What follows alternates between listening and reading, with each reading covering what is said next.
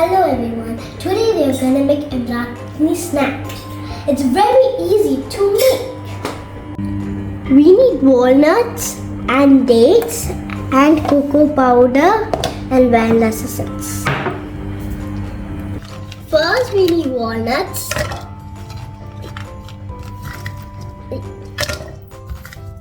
Second we need dates.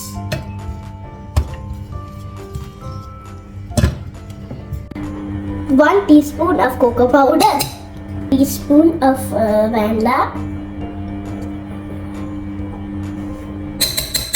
pinch of salt. Now we will grind this all together. We grind it so we can make it to the balls. So we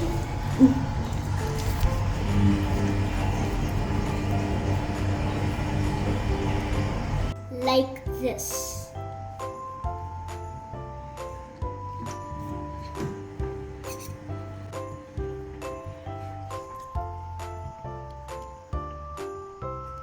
Our EMIRATI snack is ready to eat. Now, let's eat.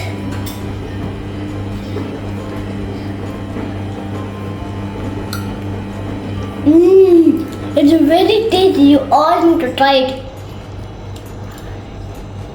Bye.